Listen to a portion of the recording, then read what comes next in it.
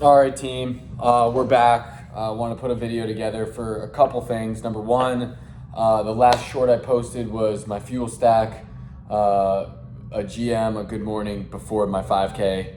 I was going for a PR. News is in. I formally PR'd. I was the overall winner of the Tour of the Gables 5K with a 16:53. So before it was 16:58, I went to 16:53. I want to do a quick race breakdown before I get into the shoe review for the fan favorite, crowd favorite AlphaFly 3s. So first we'll do this, then we'll do this. But 5K came out 5:11. I think my two miler was 10:40, I think, or 10:41. It felt good. My body felt good. My heart rate wasn't as high as I thought it was going to be on average. I kind of started failing off at like the 2.8 mile mark, but just to give you kind of some feedback on the loop, it was a golf course that I've ran multiple times for my long run. So this was like the first course that I've ran that I actually knew, unless it was a course that I've already done, that I actually knew where I was going. So really cool just having the Frankie Ruiz, who's the chief wellness officer here in Miami, on the bike and being able to follow him was pretty cool. I was solo lead. There was no one with me, which I think if there was, and I don't care as much about this, let's be very clear, like this is cool and all. There was no cash prize, so I don't really care. The reality is that I want a PR, which I did, but I think that had I had a couple more people to push me or chase, it would have unlocked a little bit more for me, and I think most avid runners would say the same thing. Whether you could tuck in underneath somebody, get some wind broken for you, or if you're just competing, you're not looking at your watch and you just want to beat the next guy, and I think that fuels a lot of people, including myself. So anyways, very familiar with the course. It was lonely. Got the win. There was no tape to break, which would have been fun, but overall, really good experience. I'm happy I did that race. I would probably do it again. Very well organized, not super hard to park.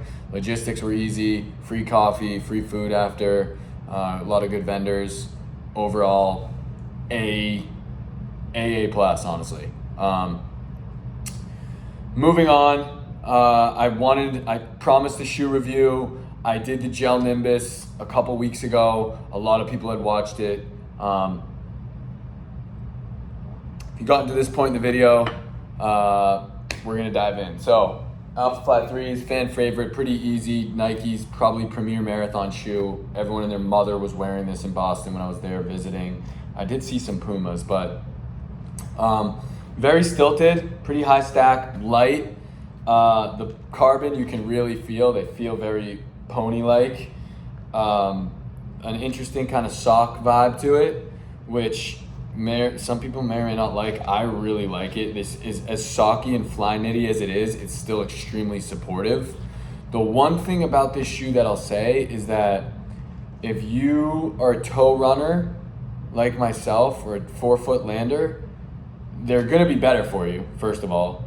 But second, it's really hard to run in these on a windy course. Like if you're in a windy course, I would prefer you run in something with a lower stack or just less angle, because it's really topsy-turvy, and I feel like my center of gravity is a little bit higher and I need to lower it, quite honestly, but I just feel like they can be stilty compared to the Vaporfly 3s, which I loved as well. I ran 2 marathons in the Vaporfly 3s, but overall, aesthetically, I think they're probably one of the better looking shoes on market. I know the 4s and the 3s are out. I haven't had access to them just yet. I've ran really hard in these in different terrains for a while, and you can kind of see that, they're still holding up pretty well, quite honestly. I've probably put over 100 miles of like my hardest runs in these. You can see a little bit of like chafage on the side here. Well, I was doing Key Biscayne. Key Biscayne, I'm literally running on beach. The Air Zoom bubble, which is cool. A lot of, and I can go back to my my theory about Nike in run shops, and like how run shops are are hesitant to take on Nike because they have to like take all of it or none of it, and they don't want to lose money on the shitty shoes, and they're gonna make all their money on these and the Vaporflies. So I think a lot of run stores don't. But my take is if you're fast or you want to get faster, get into carbon, but don't rush. I think a lot of people, I don't know, I just feel like, I don't know, I have a weird take. Like I feel like you need to be fast to run in carbon and get the benefits of carbon. You also have to be a 4-foot runner. Like I just don't see how heel strikers can benefit from this. Like the whole, all of the juice from the carbon plate is like right here. And this is like where it really flings. Like this is where you get that push. But I love them. I was a Vaporfly guy through and through until I got these. I think these are better for longer, straighter distances. I think Vaporflies are better for shorter, half marathon, a little more windy courses and a little more angles. They just have a smaller center of gravity. Feels like the longevity's there, but I think this is just a crowd favorite. This is pretty obvious. Like this is right down the middle. Like you don't not buy the AlphaFlies if you're a Nike person. I do feel like some camps are just anti-Nike and they won't. Some people just like some pros even, they just like don't fuck with Nike. They're Saucony or Asics or you know, whatever. Puma is starting to come out with some shoes, but that's my take. I would get them, especially if you're like in that 3 to sub 3 level. This is gonna get you there, and it's good for the longer distances. So that's my take.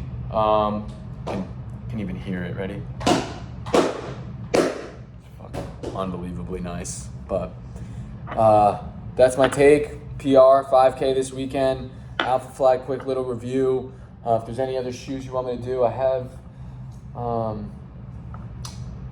I guess I'm gonna probably get I mean, I love the Streak Flies too for track, non-carbon Streak Fly ones. I can get into those at some point too. That I've had 2 pairs. That's the take, and we'll talk to you soon. Just coming off a 10K today, just easy, super easy, like 54 minutes I think. But we'll see you.